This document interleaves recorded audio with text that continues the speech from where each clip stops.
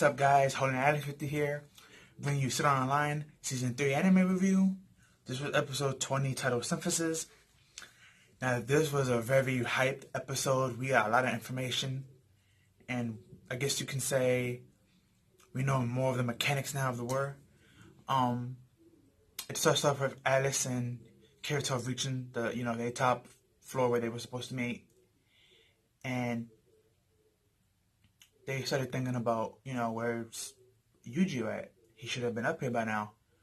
So Kirito used this little magic art thing to locate him, and they went to the room and they found it completely frost. And Alice was like, "Is this Eugeo's ability?" He was like, "Yeah."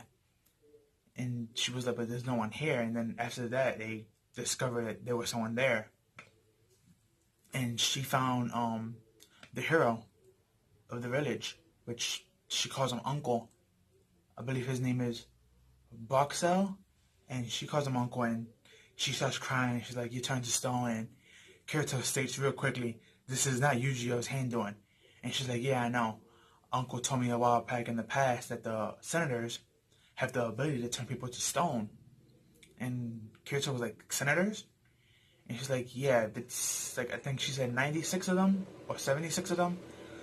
And they are higher than the Integrity Knights, and they watch over the world, and they're the ones who send the Integrity Knights to go and, do whatever when someone breaks the Terrible Index. That's their job." And we see Barcel, he actually breaks out the stone a little bit, and he starts talking. And it's just his head and his eyes that are really movable. Everything else is still stiff because it's a stone. And he starts talking to her, and she starts, crying more. And he's like, "Oh, you a crybaby as always."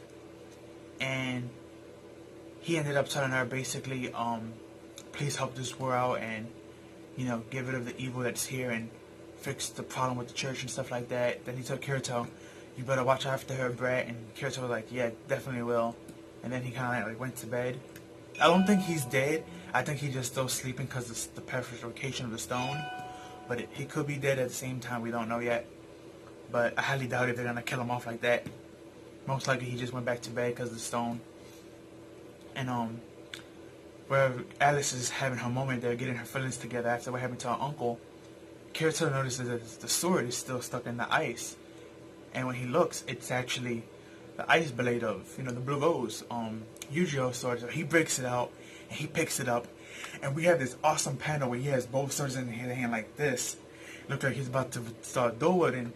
And Alice mentioned something very unique that I don't think a lot of people caught on. She was like, the dual blading skills are very high skill. It's so high that not even nobles can get it easily. And there's only a handful that can do it. And I only know one person crazy enough to do it. And then she looks at Kirito face to face again, and she's like, "But it seems like it fits you very well." And Kirito starts blushing. He's like, "Oh yeah, really?" He was like, "Well, right now I don't have the skills to use two swords, so I'm just going to hold on to this and put it away." So he got both his sword and Eugeo's sword, and they go up to the next room, and it's basically the senator's room. And we see what the senators are. And we've seen them actually before. The senators are those people with the heads, we only see their heads in a puddle, and they all pale white with no eyes, and they speak. And they always appear when someone breaks the Terrible Index. Because, their job is to watch over everybody in the human world, so.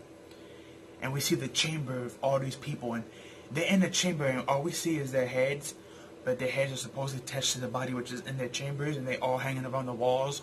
And then Kirito and Alice are freaked out about it. And the alarm system goes off, and the other senator, the senator that we finally get his name, it's Chudekun, if I'm pronouncing it right, the one that looks like a clown, a jester. He's in his room having a panic attack and going crazy because of something he sees in a crystal ball. And they get to show us the glimpse of what it is. And it's basically the girl with the white hair, the administrator of the church. It's basically her taking Eugeo, and she's laying down with him. And he get real jealous and flashed when he saw this. But Alice picked him up, and she put a blade to his throat, saying, "If you try to chant, a secret system or a system call, I'm gonna cut your throat." And then he starts to harass her and stuff like that, and tell her the story of what happened when they first found her and stuff like that, and how much of a tomboy and how much trouble she caused. And Kirito, he's thinking, wait a minute, Eugeo's not in this room, and this guy's here, and he's talking like he wants to stall us. Does he have a secret plan to escape or something? Is he waiting for reinforcements? And when Kirito is, thinking this, Alice gets fed up with his, babbling and mocking her, so she stabs him in the heart. But he turns into this big balloon and pops, and the room gets full of purple smoke, which was a smoke screen for him to run away. And he said something very interesting as well. And he was like, not everything in this war is about system call. And he just hurry up and walk away. So I believe besides system call, which are basically spells in this war, there must be other skills and abilities as well. Because we know all the senators have the ability to watch you from anywhere in the world, and they have the ability to turn you to stone. Not to mention they can curse your eye with that technical code to paralyze you. Like what happened to Alice last week in episode, and to Eugeo a couple of times. So there's more than system call techniques here. So can't wait for that to be further explained. But that's also another good point that I don't think a lot of people caught on to. That the clown said that real quick when he ran away. But they follow him, and he chants some secret word where they're going up the stairs, so they're preparing to block whatever attack spells coming at them. But when they get there after following him, he's not there. And we see a hole in the ceiling, and something's coming down, and we discover that it's actually Eugeo. And Alice states to Kirito that he's already been synthesized, which should be impossible because it takes some time, and it's only been less than an hour since he's last fought Bercel. So it doesn't make sense how he's already so synthesized and loyal to the cause. It doesn't really make sense to her. I guess since the administrator did it, the main breakfast, the main, villain, I guess she's the one who turned him into that. Her ability is stronger than everybody else, so that's maybe why so quickly that Eugeo was able to become a high-level integrity knight. But he tells Kirito, thank you for bringing my sword. Even though I don't know who you are, he takes his sword back. With this really, really rare technique skill that's not considered a system call. And basically only a couple of knights can do it, and Bezda was one of them. And it basically allows you to control any object with your will. And you can move it around as you please. And he moves his sword from Kirito's waist to him. And he put it on. And then we get the ending panel with Eugeo and Kirito about to square off. And Kirito was like, you're my apprentice, just in case you don't remember. And I taught you everything you know. And as a teacher, I'm not ready to let myself be defeated by you, my apprentice. And Eugeo doesn't say nothing. He just glares at him. And they both charge at each other with their swords out. And their secret skills are about to activate. And they're about to clash. And that's when the episode ends. But this was a really good episode, very intriguing. Those senators are really a problem. You technically can't do anything because they're always spying on people. Not to mention they have the ability, the main one, to turn you into stone. And it's messed up, like how I said last week in my last review, that they did all this work to get Alice back, and Kirito was able to receive her back and get her as an ally, but now they lost the main person who wanted to get her back, which was Eugeo. And Kirito did state, why are you following her? And he states, I'm following the princess because she gives me everything I want. And he was like, but isn't Alice the most important thing to you? And he was like, I'm not sure and I don't know. And I don't want to know about your people on my past. I just want to do what I'm told and go back to the prefects. The administrator, I should say. And it just was just an insane chapter. And again, it's super sad for Eugeo because like, the administrator, she's messing with his emotions. Because it seems like Eugeo was never loved by anybody, or at least that's how he feels. And it just seems like she's going into his memory and she's tampering with that and mocking him and taking him control and taking advantage of him because of all their circumstances. So it's like, it's really sad to see someone young like him go through this. And another thing, like I said before in my other past reviews, I really do believe that Eugeo and Alice are probably both got their French light from Asuna and Kirito. I don't know why, I just get that feeling that somewhere down the line we're going to find out that this is half of their French lights. Because remember, all the people in this were a small percent of French lights that were took from other people.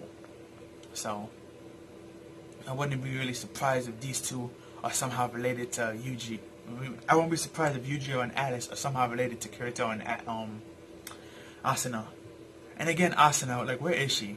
Like, we know in the opening we see her and everybody else in their uniforms with their swords, but we haven't seen them log in the game yet. So it's like, do we have to wait until like this first half is done, and then we get them in the second half, or like what? Like I really want to see all the old gang back together. But this was a really great episode. I wonder, can Kirito beat Eugeo? Would he be able to? I mean, Eugeo was almost as strong as him in the beginning. Now that he got this power up from the Integrity Knights and the Administrator, he's even stronger now. So it's like, can Kirito beat him?